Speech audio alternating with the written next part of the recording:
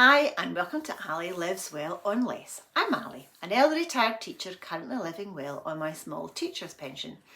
And today is Foodie Friday, where regular viewers will know that on Fridays we talk about all different kinds of aspects of food, whether that be buying it, preparing it, freezing it, and just generally talking about all things yummy and delicious and that are not costing us too much money in the bigger picture.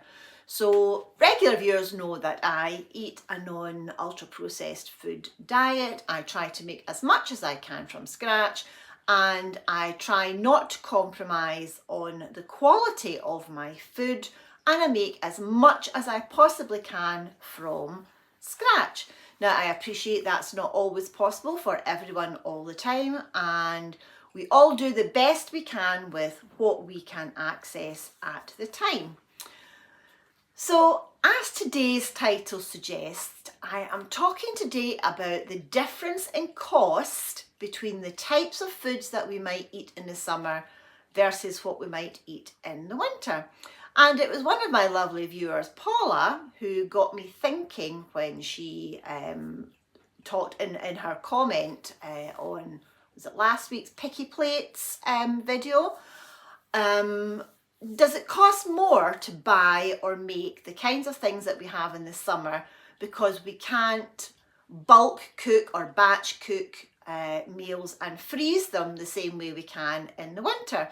Because in the summer we tend to eat things that either don't freeze very well or don't taste as nice when they're defrosted because we don't want them cooked. And also, if you prep salad type things, realistically they only last in the fridge for a couple of days because you can't actually freeze things like coleslaw and things and potato salad and things like that. So it got me thinking about the types of foods that I would eat during the summer on a type of picky plates types of meals, and I would try to make them from scratch, and I would try not to eat too many processed items. And at first I thought it was quite hard, but then once I got my list going, there's actually quite a lot that I do that could be made quite cheaply depending on the ingredients and if you're prepared to make things from scratch. And one of the recipes I'm going to share with you today, will be at the end of the video, is where I make a quiche, and instead of using pastry for the crust, I use rice. So it's a rice crust quiche. And I have been making this recipe for years, and I've tried really hard to remember or think where I first found this recipe, and I genuinely can't remember. I do know it was from a cookbook, and it was at least 20 years ago, because I know from various memories, you know, where I've made this rice crust quiche before. It's also a good one if you can't eat wheat, if you're either celiac or just can't eat wheat, or like me, can't eat too much wheat. So it's a good one that covers quite a lot of dietary issues. So I've made a little video of that, and you'll see that at the end of the video. So going back to, do summer foods cost more than winter foods? Well, I looked at the types of foods that I would eat raw and salady like that are still the same things that I would buy in the winter. I just wouldn't cook them. So for example, things like carrots, onions, cabbage, peppers, all these things I buy in the winter, and I freeze them or I cook them into things and freeze them. But in the summer, I can eat them raw. So your carrots, onions, cabbage, those types of things, you can make coleslaw. And that would live in the fridge for a couple of days, as long as you don't make a huge big batch, if you just made enough for your immediate needs. Potatoes, I always have potatoes.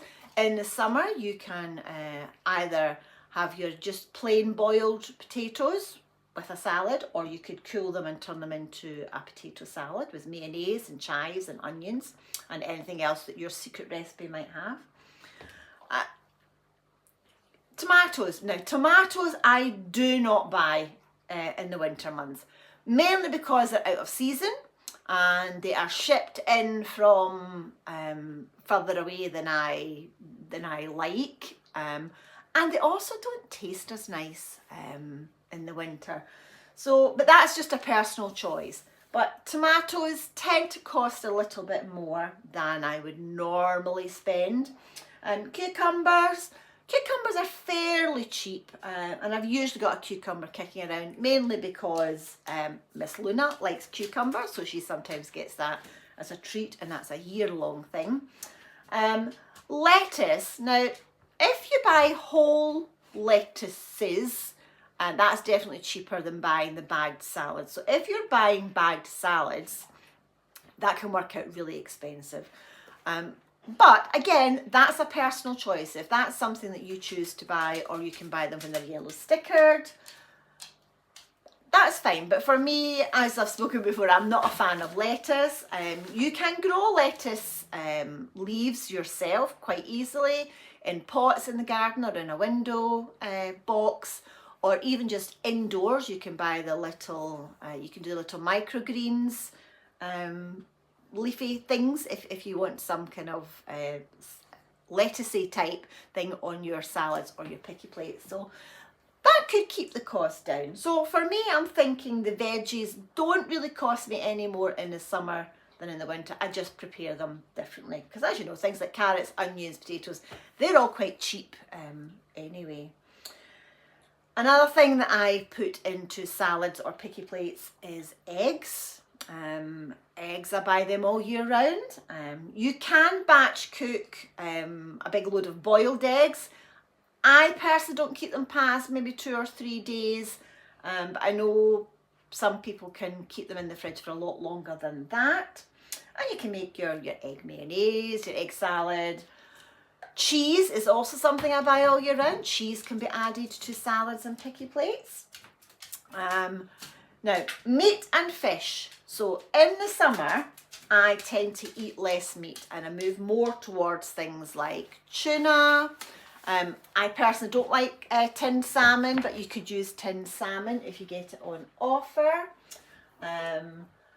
I like these. Now, they are a little more processed than I normally like, but seafood sticks, or crab sticks as we used to call them growing up, that's 99p for that pack, and that would do 2 meals.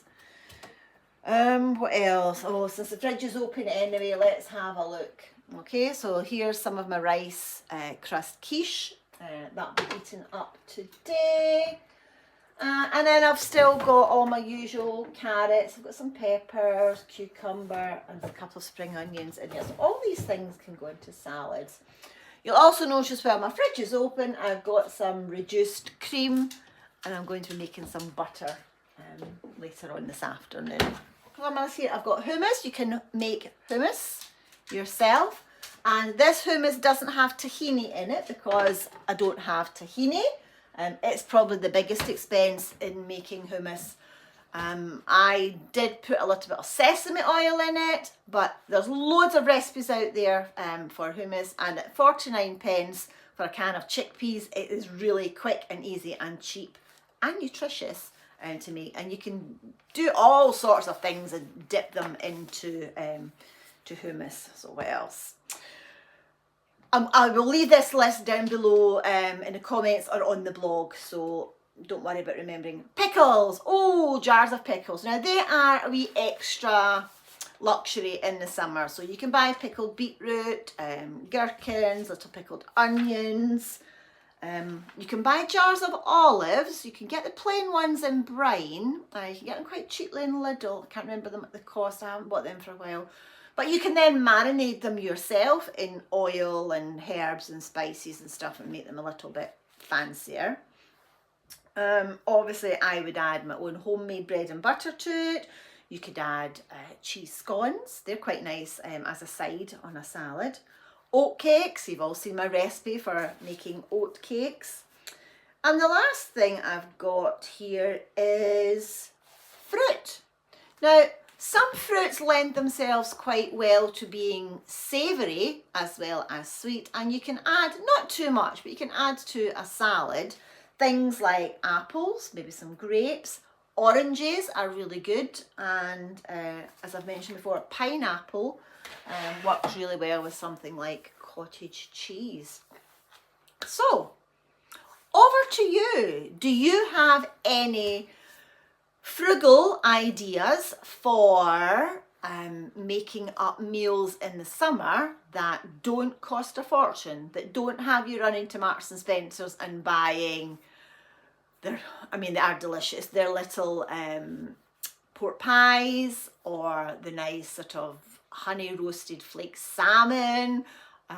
All these things are absolutely delicious, but they cost a fortune and they bump up your food bill. And while they're fine for a special occasion, for everyday summer eating, they are a bit of a luxury. So, over to you. Any ideas? Pop them below in the comments, and as always, please do read the comments as well, because there is a huge amount of information and common sense that comes from my viewers. So thank you very much in advance for that. So Luna has finished her yoga ball. Although to be fair, she's just lying underneath the camera quietly. So we will go and get ourselves organised for the afternoon. So thank you for watching, and I will see you again on Monday. And yeah, we're getting towards the end of the month and the end of my first full year of living on my teacher's pension. So yeah, I'm doing lots of videoing just now to make a biggie. There's a biggie coming. Look out for that one. So I'm going to leave you now with how I make my rice crust quiche. Enjoy, and I will see you next time. Thanks for watching. So this is how I make rice crust quiche. And in here I've got 1 egg beaten up with just a splash of soy sauce for some flavour. In here I have 2 cups of cooked, now this is just white basmati rice. You can actually use any type of rice you like. If you may use brown rice, it'll be nice and healthy. Although, can you call quiche healthy? Right. All I'm going to do is mix it round to try and make sure that the egg is coating all the rice.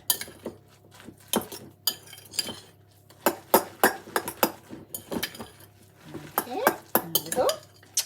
Oops. And I have a prepared,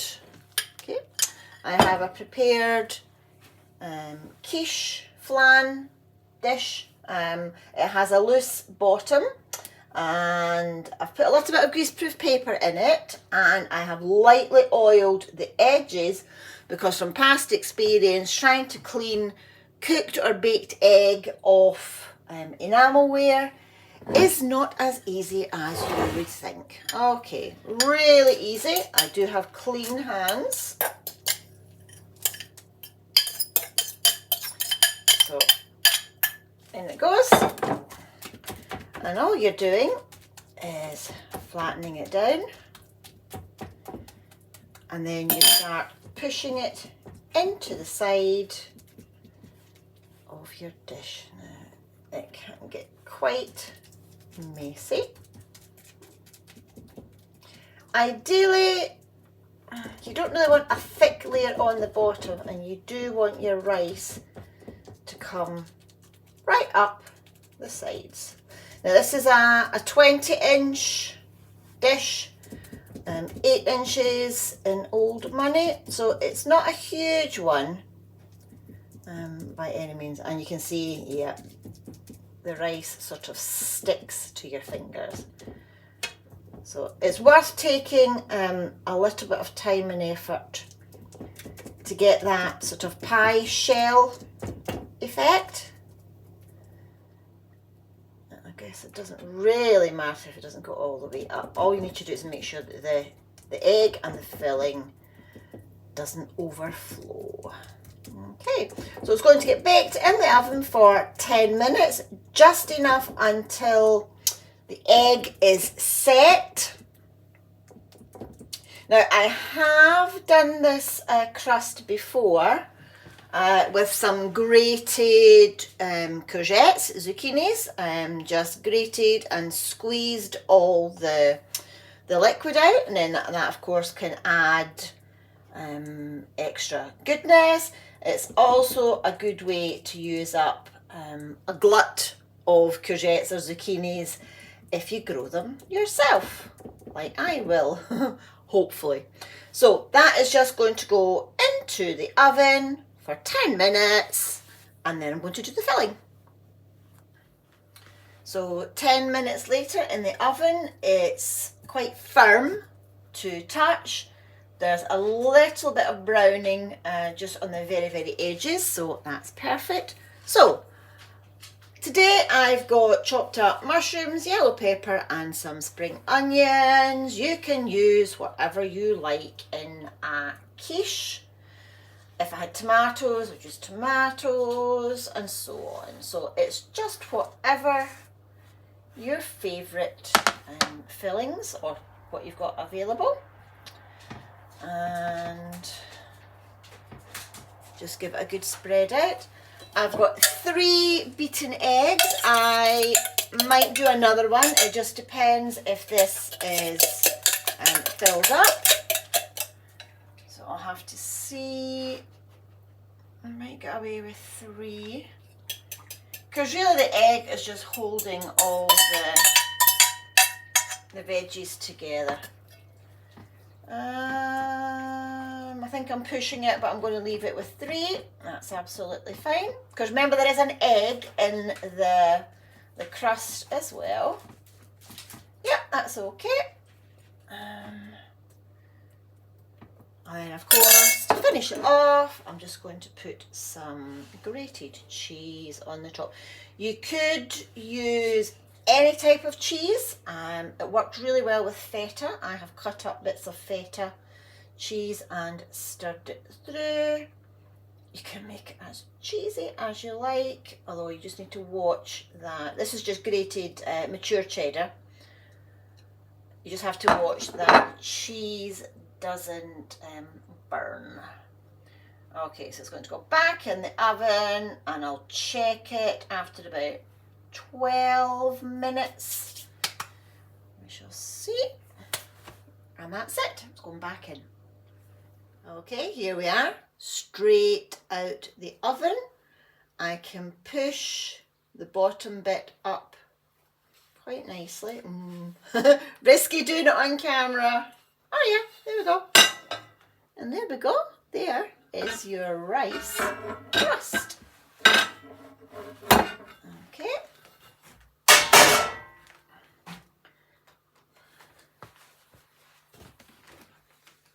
Okay, and you can see you still have your little sort of quiche-shaped edge. I still have it on the base. Yeah, I think I'm pushing my luck if I try and do that. So all I'm going to do now is cut a slice, and this is actually going to be my breakfast brunch because it's 10:30. So I'm just going to cut a slice.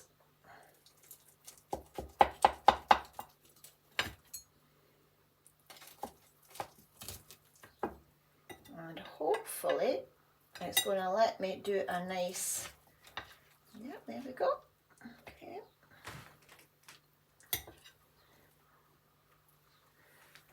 And there we go. Now I'm going to have it warm, but obviously quiche can be eaten hot or cold. It does freeze, although I have to say I'm not overly keen on it once it's frozen, so that's why I make a small one, because it's just me eating it and it lasts me for a couple of days. So there we go. Rice crust quiche. Let me know what you think and if you're going to have a go.